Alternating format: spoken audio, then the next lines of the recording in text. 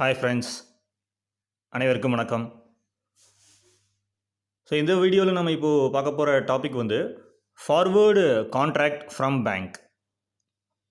So forward கான்ட்ராக்ட்னா என்ன, அதை பற்றி தான் நம்ம இப்போ இந்த வீடியோவில் பார்க்க போகிறோம். ஸோ நான் ஒரு எக்ஸாம்பிள் கொடுத்துருக்கேன். அந்த எக்ஸாம்பிள் நான் எக்ஸ்பிளைன் பண்ணும்போது உங்களுக்கு நான் ரொம்ப ஈஸியாக அண்டர்ஸ்டாண்ட் ஆகும் ஃபார்வேர்ட் கான்ட்ராக்ட்னா என்ன அப்படின்றது. ஸோ இந்த எக்ஸாம்பிளில் நீங்கள் எதர் வந்து மேனுஃபேக்சரராகவும் இருக்கலாம், இல்லாட்டினா ஒரு மெர்ச்சன்ட் எக்ஸ்போர்ட்டராக இருக்கலாம். ஸோ அசியூம் பண்ணிக்கோங்க, ஒரு ப்ராடக்ட்டை வந்து லெதர் ஷூஸுங்கிற ஒரு ப்ராடக்ட்டை, அந்த ப்ராடக்ட்டை வந்து நம்ம வந்து இப்போ வந்து எக்ஸ்போர்ட் பண்ணுறோம் ஒரு 40 ஃபீட் கண்டெய்னரில். ஸோ அதான் நான் செகண்ட் கொடுத்துருக்கேன். அதில் ப்ராடக்ட் வந்து லெதர் ஷூஸ் 40 ஃபீட் கண்டெய்னர், ஒரு 40 ஃபீட் 40 அடி கண்டெய்னரில் 40 ஃபீட் கண்டெய்னரில் ஃபுல்லாக நம்ம என்ன பண்ணுறோம் அப்படின்னா லெதர் ஷூஸ் வந்து எக்ஸ்போர்ட் பண்ணுறோம். ஸோ அதோடைய டோட்டல் எஃப்ஓபி வேல்யூ ஒரு 50 லட்சம்னு வச்சுக்கிடுவோம். ஸோ அதோடைய எஃப்ஓபி ப்ரைஸ் வந்து டோட்டல் எஃப்ஓபி ப்ரைஸ் வந்து ஒரு 50 லட்சம் ரூபாய். ஸோ நம்ம பையர்கிட்ட வந்து எஃப்ஓபி ஷிப்பிங் டேர்மில் தான் நம்ம வந்து பேசியிருக்கோம். ஸோ எஃப்ஓபி வேல்யூ வந்து 50 லேக்ஸ். இப்போ கரண்ட்டாக அசியூம் பண்ணிக்கோங்க, கரண்ட்டாக வந்து யூஎஸ்டி ஐஎன்ஆர் ரேட்டு நம்ம பார்க்கும்போது எவ்வளோ இருக்குது அப்படின்னா 74.82. ஜஸ்ட் ஒரு அசம்ஷன் பண்ணிக்கோங்க. ஸோ கரண்ட்டாக நம்ம வந்து யூஎஸ்டி ஐஎன்ஆர் ரேட்டை பார்க்குறோம். நம்ம எக்ஸ்சேஞ்ச் ரேட்டு பார்த்திங்கன்னா 74.82 காசு இருக்குது. So 74 rupees 82 paise. ஸோ எந்த டேட்டில் அந்த ரேட்டில் இருக்குது அப்படின்னா 22/1/2022. ஸோ இந்த டேட்டில் 74.82ங்கிற ரேட்டில் இருக்குது. ஸோ இப்போ நம்ம FOB in US dollar, so முதல்ல எஃப்ஓபி வேல்யூ வந்து இந்தியன் மணியில் இருந்துச்சு 50 லேக்ஸு. ஸோ இப்போ எஃப்ஓபி இன் யூஎஸ் டாலரில் அதை நான் கன்வெர்ட் பண்ணும்போது ஸோ 50 லேக்ஸ் டிவைடட் பை அந்த 74.82 பார்த்தோம் அப்படின்னா நமக்கு என்ன ரிசல்ட் கிடைக்குது அப்படின்னா 66,827 யூஎஸ் டாலர் கிடைக்குது. ஸோ அப்போது வந்து யூஎஸ் டாலரில் நம்ம அவர்கிட்ட சொல்லியிருக்கிற, நம்ம பையர்கிட்ட நம்ம சொல்லியிருக்கிற ப்ரைஸ் என்ன அப்படின்னா 66,827 US dollar. Okay, right. So இப்போ வந்து ஆஃப்டர் 4 months, ஒரு 4 மாதம் கழித்து ரேட்டு பார்த்தீங்க அப்படின்னா யூஎஸ்டி ஐஎன்ஆர் வந்து 68 ரூபா 52 காசாக மாறிடுச்சு. ஸோ 68 rupees 52 paise மாறிடுச்சு. ஓகே, ஸோ நம்ம வந்து என்ன பேசியிருக்கோம் அப்படின்னா அந்த லெதர் ஷூஸ் சொன்னல அந்த ப்ராடக்டை வந்து நம்ம வந்து மேனுஃபேக்சர் பண்ணியோ இல்லாட்டினா அதை வந்து வாங்குறதுக்கோ இல்லை ப்ரொடியூஸ் பண்ண அந்த ப்ரொடக்ஷன் டைம் வந்து பார்த்தீங்க அப்படின்னா ஒரு 4 months நம்ம ஆல்ரெடி சொல்லியிருக்கோம் அவர்கிட்ட. இந்த ஆர்டரை வந்து நான் எக்ஸிக்யூட் பண்ண போகிற அந்த டைம் பீரியட், எனக்கு தேவையான நேரம் வந்து காலம் வந்து 4 months. ஸோ 4 months கழித்து இந்த டேட்டில் நான் வந்து ஷிப்மெண்ட் பண்ணுவேன் அப்படின்னு சொல்லி நம்ம ஆல்ரெடி நம்ம வந்து பையருக்கு இன்ஃபார்ம் பண்ணியிருக்கோம். Okay, right. ஸோ இப்போது 4 மாதம் கழித்து நமக்கு இருக்கிற அந்த யூஎஸ்டி ஐஎன்ஆருடைய ரேட்டை பார்த்தீங்கன்னா 68 ரூபா 52 காசு ஆயிடுச்சு. நான் ஒரு டேட் கொடுத்துருக்கேன், அதாவது after 4 months 22/5/2022. So May month பார்த்தீங்க அப்படின்னா ரேட் இந்த மாதிரி ஆயிடுச்சுன்னு வச்சுப்போம். ஸோ 74.82 இருந்துச்சு, இப்போ பார்த்தீங்க அப்படின்னா 68.52 ஆயிடுச்சு. ஓகே, ஸோ அப்போ 4 மாதம் கழித்து நீங்கள் வந்து என்ன பண்ணுறீங்க அப்படின்னா இப்போ ஷிப்மெண்ட் பண்ணுறீங்க. ஓகே, ஷிப்மெண்ட் பண்ணியாச்சு. இப்போ தான் உங்களுக்கு என்ன கிடைக்க போகுது அப்படின்னா அந்த அமௌண்ட்டு கிடைக்க போகுது. நீங்கள் ஆல்ரெடி 4 மாதத்துக்கு முன்னாடி வந்து ஒரு ரேட் பேசியிருக்கீங்க, 66,827 டாலர் அப்படின்னு நீங்கள் வந்து பேசியிருக்கீங்க. பட் நீங்கள் 4 மாதம் கழித்து தான் உங்களுக்கு என்ன ஆகுது அப்படின்னா அந்த ஷிப்மெண்ட் முடியுது. ஷிப்மெண்ட் பீரியட் முடிஞ்ச உடனே பையர் சொன்னபடியே அந்த 66,827 டாலரை உங்களுக்கு அனுப்பிட்டார். ஆனால் அன்னைக்கு ரேட் என்னவா இருக்குது, 4 மாதம் கழித்து ரேட் என்னவாயிருச்சுன்னா 68.52 யூஎஸ்டி ஐஎன்ஆராக மாறிடுச்சு எக்ஸ்சேஞ்ச் ரேட். ஸோ 68 ரூபா 52 காசாக மாறிடுச்சு. ஸோ இப்போ பார்த்தீங்கன்னா நமக்கு டோட்டலாக வந்து கிடைக்க போகிற அமௌண்ட் என்னன்னு பார்த்தீங்கன்னா 45 லட்சம். ஸோ 45,78,986. இந்த அமௌண்ட்டு தான் நமக்கு இப்போ என்ன ஆக போகுதுன்னா கிடைக்க போகுது. ஸோ அப்போது லாஸ் இன்கர்டு நமக்கு என்ன லாஸ் ஆயிடுச்சு அப்படின்னா அந்த 50 லட்சம் மைனஸ் நமக்கு இப்போ கிடைக்க போகிற அந்த இது 45 நம்ம பேசின பணம் பார்த்தீங்கன்னா 50 லட்சம்.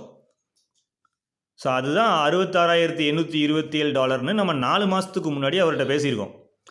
ஆனால் 4 மாதம் கழித்து என்ன ஆயிடுச்சு அப்படின்னா நமக்கு பணம் வந்த டைமில் வந்து டாலர் வந்து USD INR ரேட் வந்து 68.52 ஆயிடுச்சு.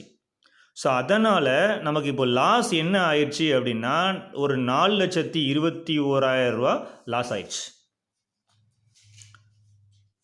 ஸோ இந்த லாஸுக்கு பேர் தான், இந்த மாதிரி கரன்சி ஃப்ளக்சுவேஷனால் ஆகிற அந்த லாஸுக்கு பேர் தான் என்னதுன்னா கரன்சி ஃப்ளக்சுவேஷன் ரிஸ்க். ஸோ இந்த ரிஸ்க்கு வந்து எக்ஸ்போர்ட் பிஸ்னஸில் அதிகமாகவே இருக்குது. மெயினாக எப்போ அப்படின்னா இந்த மாதிரி ஒரு 4 மாதம் 5 மாதம் கழிச்சு தான் நமக்கு பேமெண்ட் வரப்போகுது அப்படிங்கிற சூழ்நிலையில். ஸோ நம்ம முன்னாடி நம்ம வந்து அவர்கிட்ட பேசும்போது ஒரு ரேட் சொல்லியிருக்கோம். ஆனால் ஒரு 4 மாதமோ இல்லை 5 மாதமோ கழிச்சு என்னவாயிருச்சுன்னா USD INR ரேட்டு மாறினதுனால நமக்கு இந்த மாதிரி ஒரு லாஸ் ஆயிடுச்சு. ஸோ 4,21,000 லாஸ் ஆயிடுச்சு. ஸோ இந்த மாதிரி ஒரு ரிஸ்க் வந்து இருக்குது எக்ஸ்போர்ட்டில், கரன்சி ஃப்ளக்சுவேஷன் ரிஸ்க். அந்த ரிஸ்க் பேர் தான் கரன்சி ஃப்ளக்சுவேஷன் ரிஸ்க். ஸோ இந்த ரிஸ்க்கை வந்து நம்ம வந்து எப்படி வந்து அவாய்ட் பண்ணுறது அப்படிங்கிறத நம்ம நெக்ஸ்ட் ஸ்லைடில் பார்க்கலாம். How to avoid currency risk. இப்போ நான் கொடுத்த எக்ஸாம்பிளில் வந்து லாஸ் ஆயிடுச்சுன்னு கொடுத்துருந்தேன். அந்த ஒரு 4 லட்ச ரூபா லாஸை நம்ம எப்படி அவாய்ட் பண்ணியிருக்கலாம் அப்படின்னு பார்த்தோம்னா அதுக்கு தான் ஃபார்வர்ட் கான்ட்ராக்ட்னு ஒரு டூல் இருக்குது. So forward contract is a tool you can lock in an exchange rate for future use. So forward கான்ட்ராக்ட்டுங்கிற ஒரு டூல் வந்து நம்ம வந்து பேங்க்கில் போய் நம்ம என்ன பண்ணணும் அப்படின்னா ஃபார்வர்ட் கான்ட்ராக்ட் புக் பண்ணிக்கணும் நம்ம. ஸோ அந்த மாதிரி கேஸில் இந்த மாதிரி நம்ம 4 மாதம் 5 மாதம் கழித்து தான் நம்ம வந்து பணம் நமக்கு வரப்போகுது அப்படின்னா நம்ம வந்து என்ன பண்ணிக்கணும் அப்படின்னா ஃபார்வர்ட் கான்ட்ராக்ட் வந்து பேங்க்கில் வந்து போய் புக் பண்ணிக்கிடணும். So book forward contract with bank. அது என்ன ஃபார்வர்ட் கான்ட்ராக்ட் அப்படின்னா ஸோ நம்ம ஃபஸ்ட்டு நம்ம பார்க்கும்போது 74 USD INR ரேட் வந்து 74.82 இருந்துச்சு, அப்படி தானே? அப்போது தான் நம்ம வந்து என்ன பண்ணோம்னா பையர்கிட்ட வந்து நம்ம பேசணும், எனக்கு 50 லட்ச ரூபா ஆகுது, ஸோ $66,827 எனக்கு வேணும் அப்படின்னு நம்ம சொல்லியிருக்கோம். ஸோ அந்த 74.82 எக்ஸ்சேஞ்ச் ரேட்டையே நம்ம பேங்க்கில் போய் என்ன பண்ணுறோம் அப்படின்னா போய் லாக் பண்ணுறோம். என்ன லாக் பண்ணுறோம் அப்படின்னா 4 மாதம் கழிச்சும், ஒரு 4 மாதம் கழித்து தான் நான் ஷிப்மெண்ட்டுக்கு எனக்கு பணம் வரப்போகுது, அந்த டைமில் வந்து எனக்கு நீங்கள் எந்த அமௌண்ட்டில் தான் நீங்கள் வந்து எக்ஸ்சேஞ்ச் ரேட்டு நீங்கள் எனக்கு வந்து கிரெடிட் பண்ணி கொடுக்கணும் அப்படின்னா அந்த 74.82லேயே தான் நீங்கள் எனக்கு கொடுக்கணும் அப்படிங்கிற மாதிரி நம்ம என்ன பண்ணுறோன்னா ஒரு கான்ட்ராக்ட் போடுறோம் பேங்க்கில் போய். ஸோ இந்த மாதிரி கான்ட்ராக்ட் போடுறதுனால இப்போ என்ன ஆகுது அப்படின்னா 4 மாதம் கழித்து USD INR வந்து எந்த ரேட்டில் இருந்தாலும் நம்ம ஆல்ரெடி என்ன பண்ணதுனால நம்ம ஃபார்வர்ட் கான்ட்ராக்ட் போட்டு வச்சுருக்கிறதுனால நமக்கு வந்து அதே ரேட்டில் என்ன செய்வாங்கன்னா அப்படியே கிரெடிட் பண்ணி கொடுப்பாங்க. ஸோ அதே சேம் ரேட்டா அப்படின்னா சேம் ரேட் கிடையாது, 74.82ன்னு சொல்லி எக்ஸாக்ட் கிடையாது, கொஞ்சம் முன்ன பின்ன இருக்கும். அவங்க வந்து அந்த கமிஷன்ஸு அப்படின்னு சொல்லி நிறையா கேல்குலேஷன்ஸ்லாம் வச்சுருக்குறாங்க பேங்க்கில். ஸோ நீங்கள் பேங்க் போனீங்கன்னா அவங்க உங்களுக்கு தெளிவாக சொல்லுவாங்க, உங்களுக்கு அந்த கமிஷன் பேஸ் பண்ணி அந்த அவங்களுடைய கேல்குலேஷன்ஸ் பேஸ் பண்ணி கொஞ்சம் முன்ன பின்ன மாறும். பட் இந்த மாதிரி ஒரு மேஜர் லாஸ் ஆகாது. இப்போ பார்த்தீங்கன்னா ஃபார்வர்ட் கான்ட்ராக்ட் போடாத ஒரு எக்ஸ்போர்ட்டர் என்ன ஆவார் அப்படின்னா இந்த சுச்சுவேஷனில் 4,20,000 ரூபா லாஸ் ஆயிரும். இதே இது ஃபார்வர்ட் கான்ட்ராக்ட் போட்டு வச்சுருந்தாரு அப்படின்னா அவருக்கு பிரச்சனையே கிடையாது, அந்த 4,21,000 ரூபா லாஸ் ஆகாது. ஸோ இதுக்கு இந்த கரன்சி ரிஸ்க்கை வந்து அவாய்ட் பண்ணுறதுக்கு போடுற கான்ட்ராக்டுக்கு பேர் தான் என்னென்னா forward contract. So maximum contract tenure என்னென்னு பார்த்தீங்கன்னா 12 மாதம். ஸோ மேக்ஸிமம் 1 வருஷம் வரைக்கும் என்ன பண்ணலான்னா லாக் பண்ணி வைக்கலாம்.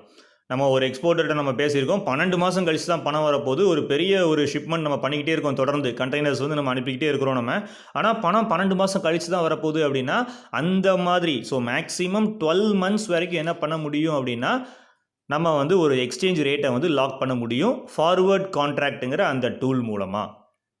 ஸோ இதுதான் ஃபார்வர்ட் கான்ட்ராக்டை வந்துட்டு என்ன பண்ணணும் அப்படின்னா பேங்க்கில் போய் புக் பண்ணிக்கிடணும். இதை பண்ணுறதுனால கம்ப்ளீட்டாக நம்ம என்ன பண்ணிக்கலாம் அப்படின்னா கரன்சி ரிஸ்கில் இருந்து நம்ம வந்து தப்பிச்சிடலாம் நம்ம. Okay. So when to book, எப்போ புக் பண்ணுறது அப்படின்னா after receiving LC or order confirmation. So உங்களுக்கு எல்சி வந்து ஆர்டர் கன்ஃபார்ம் ஆனதுக்கு அப்புறமா, ஓகே கன்ஃபார்ம் ஆயிடுச்சு ஆர்டர் அப்படிங்கிறதுக்கு அப்புறமா நம்ம இன்சூரன்ஸ்லாம் எடுப்போம். ஸோ அந்த மாதிரி நம்ம ஒன்றா நம்ம பண்ணிக்கிட்டு இருக்கும்போது அதில் எதுவும் நம்ம மெயினாக பண்ணிடணும் அப்படின்னா இந்த ஃபார்வர்ட் கான்ட்ராக்டையும் நம்ம வந்து புக் பண்ணிடணும். இது மெயினாக யாருக்குன்னு பார்த்தீங்கன்னா அந்த 4 மந்த்ஸ் கழிச்சு 5 மந்த்ஸ் கழிச்சு பணம் வரப்போகுது, இந்த மாதிரி ஒரு கேசஸில் தான் என்ன பண்ணணும் அப்படின்னா ஃபார்வர்ட் கான்ட்ராக்ட் வந்து புக் பண்ணணும். சும்மா ஜஸ்ட்டு ஷார்ட் ஷிப்மெண்ட் இப்போ நம்ம வந்து பண்ணுறோம், ஜஸ்ட்டு ஒரு வாரத்தில் வந்துடும், 2 வாரத்தில் பணம் வந்துடும், இல்லை மேக்ஸிமம் ஒரு 1 மந்த்துக்குள்ளே வந்துடும் அப்படின்னா அது மேஜராக ஒன்றும் பெருசாக அஃபெக்ட் ஆகாது. பட் 4 மந்த்ஸ் 5 மந்த்ஸ் 6 மந்த்ஸ் இந்த மாதிரி போகும்போது கட்டாயமாக என்ன ஆகும் அப்படின்னா நம்ம கையில் கிடையாது டாலர் ரேட்டு, அது என்னனாலும் ஆகலாம் நம்ம. ஸோ அதனால தான் என்ன பண்ணணும் அப்படின்னா அந்த கரன்சி ரிஸ்க்கை அவாய்ட் பண்ணுறதுக்கு இருக்கிற டூலுக்கு பேர் தான் ஃபார்வர்ட் கான்ட்ராக்ட். அதை கரெக்டாக ஒரு எக்ஸ்போர்ட்டர் வந்து யூஸ் பண்ணிக்கிடணும்.